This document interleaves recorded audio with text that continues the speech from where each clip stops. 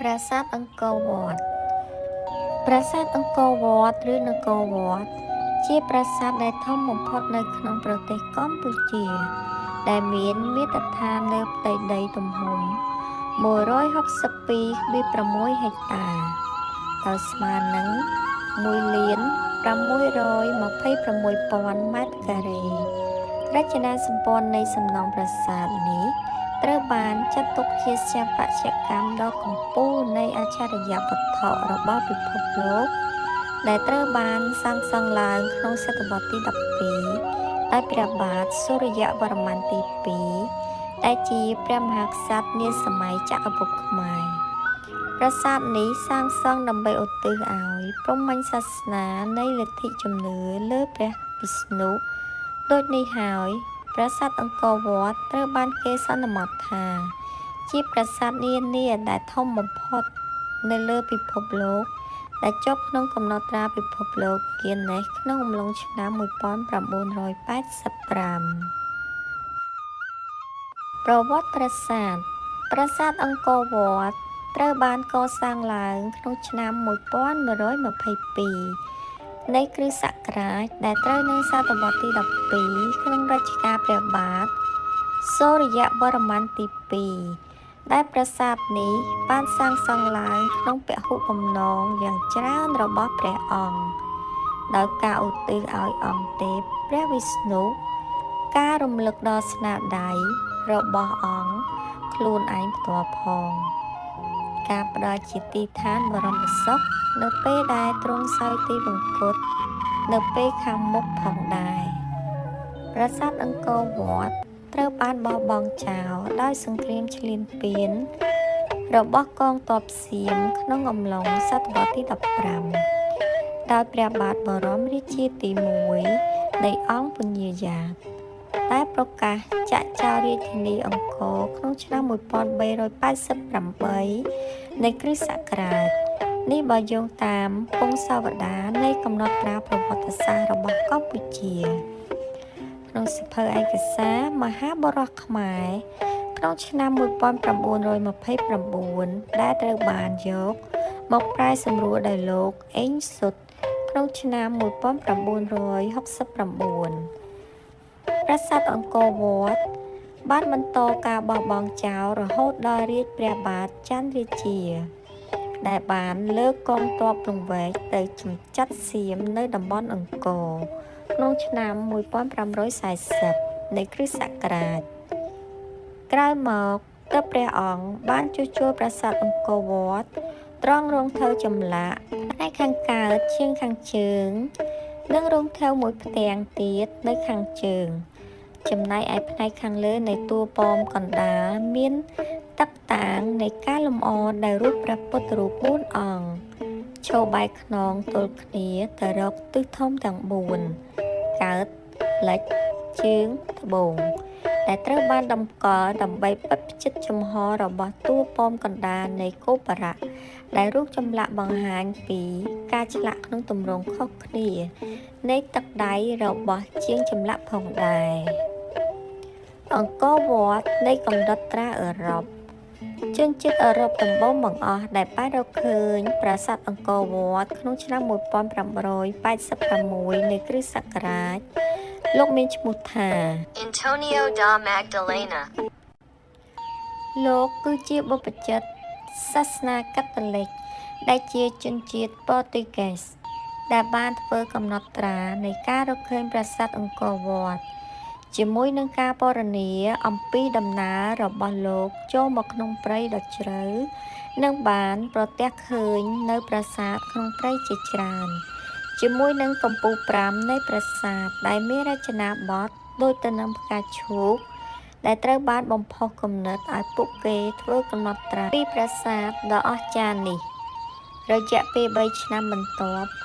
ពោលគឺនៅឆ្នាំ1589នៃគ្រិស្តសករាជមានប្រវត្តិវិទូជនជាតិប៉ូទុយហ្គេសមួយរូបទៀតមានឈ្មោះថា Tiago do Couto ដែលបានរកឃើញប្រាសាទក្នុងតំបន់អង្គរជាមួយនឹងការពិពណ៌នារបស់លោក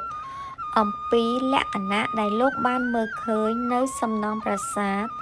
ដែលមើលទៅដូចជ្រុងនៃទីក្រុងមួយក្នុងទម្រង់ដូចជារាជវាំង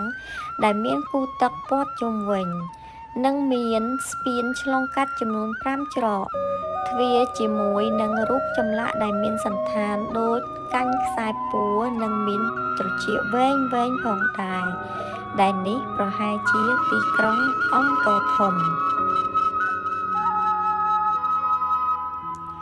អង្គរវត្តនៃកំណត់ត្រាសតវត្សទី17 អង្គរវត្ត of the 17th century record ការមកដល់របស់ជនជាតិជប៉ុននាសតវត្សទី17ក្នុងរាជ្យព្រះបាទបរមរាជសភារៈតាមរយៈឈ្មួញសំពៅដោយលោក Kenryo Shimano. ដែលមកពីនាហ្គាសាគីដែលបានរកឃើញប្រាសាទអង្គរវត្តក្នុងឆ្នាំ1532នៃគ្រិស្តសករាជដែលលោកបានគូរនៅគំនូរព្រាងរបស់ប្រាសាទអង្គរវត្ត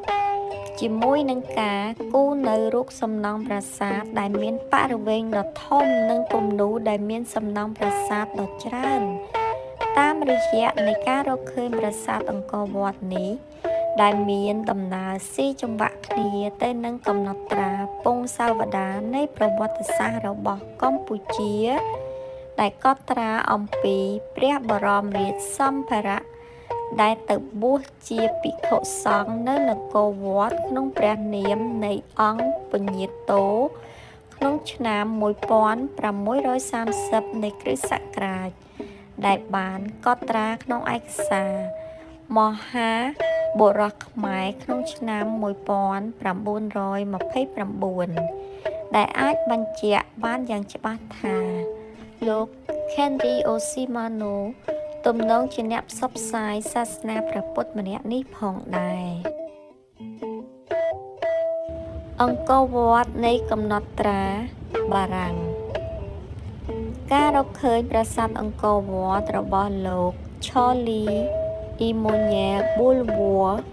ដែលជាបេសកជននៃអ្នកផ្សព្វផ្សាយសាសនានិងជាអ្នករករកជនជាតិបារាំង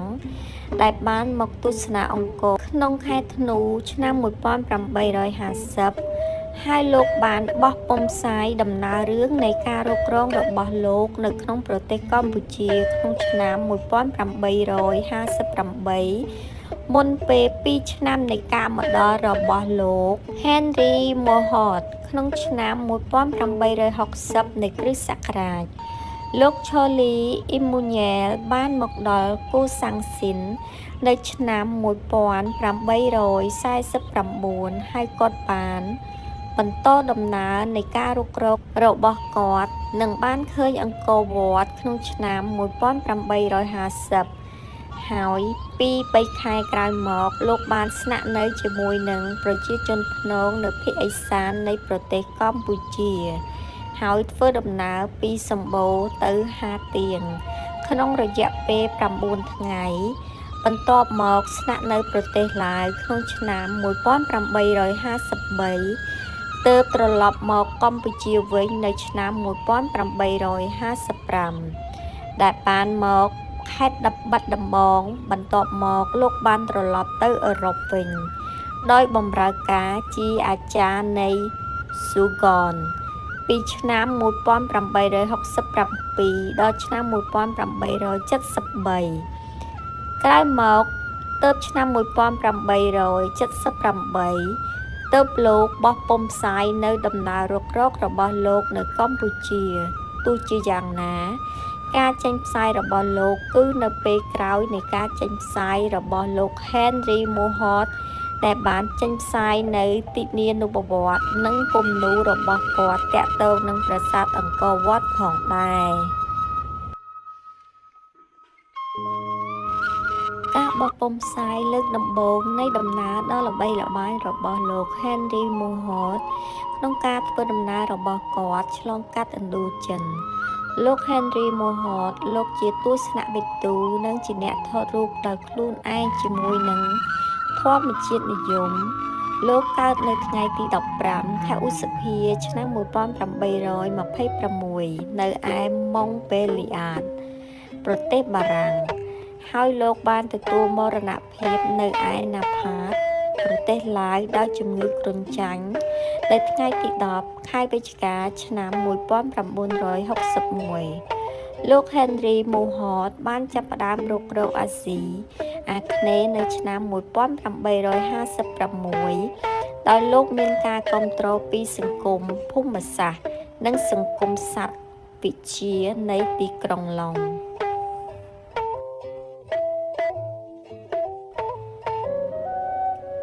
ចក្រភពអង់គ្លេសរីឯអាញាធរបារាំងមិនដែលគាំទ្រការធ្វើដំណើររបស់គាត់ក្នុងគោលបំណងស្រាវជ្រាវវិទ្យាសាស្ត្រធម្មជាតិនាពេលនោះទេទិនានុប្រវត្តិនិងសម្បត្តិរបស់លោក Henry Alexandre Mohot បានផ្ញើទៅភរិយារបស់គាត់និងប្អូនប្រុសរបស់គាត់គឺលោក Charlie Mohot ក្រោយមកត្រូវបានចងក្រងនៅក្នុងសៀវភៅដំណើរទៅកាន់ព្រះរាជាណាចក្រកម្ពុជា សៀម កម្ពុជា និងឡាវសម្រាប់សាធារណជនបារាំងដែលបានក្លាយជាអារម្មណ៍មួយសម្រាប់ការពិពណ៌នាអំពីប្រាសាទអង្គរវត្តរបស់គាត់ដែលគាត់បានទៅដល់ភាគខាងត្បូងក្នុងខែមករាឆ្នាំ1860ប្រសិនបើគាត់មិនមែនជាជនជាតិបស្ចិមប្រទេសដំបូងគេដែលរកឃើញប្រាសាទអង្គរវត្តទេនោះភាពតាក់ទាញរបស់គាត់តែមានភាពរស់រវើកលម្អិតនិងសរសេរបានល្អដែលគេបានផ្ដល់ឲ្យគាត់នៅសម័យក្រោយមកទៀតគឺការផ្ដល់នៅគេឈ្មោះចំពោះពុព្វហេតុនៃស្នាដៃរបស់លោកដែលជាអ្នករកឃើញនៅប្រាសាទអង្គរវត្តឡើងវិញផងដែរ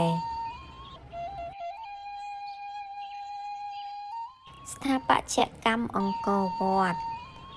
ប្រាសាទអង្គរវត្តត្រូវបានសាងសង់ឡើងក្នុងឆ្នាំ1122នៃគ្រិស្តសករាជដែលត្រូវនឹងសតវត្សទី12ក្នុងរជ្ជកាលព្រះបាទសូរ្យវរ្ម័នទី2ប្រាសាទនេះសាងសង់ឡើងដើម្បីឧទ្ទិសឲ្យព្រហ្មញ្ញសាសនានៃលទ្ធិជំនឿលើព្រះវិស្ណុប្រាសាទអង្គរវត្តមានកម្ពស់សរុប65ម៉ែត្រនិងមានជើងសសរសរុប1532ដើមនិងបានប្រើកម្លាំងពលកម្មសរុបប្រមាណជាង300,000នាក់ដោយសាងសង់ក្នុងទំហំផ្ទៃដី162.6 ហិកតាលើទំហំផ្ទៃដីសរុប402 ហិកតានិងបានប្រើប្រាស់សត្វដំរីប្រមាណជា 6,000 ក្បាលក្នុងការដឹកជញ្ជូន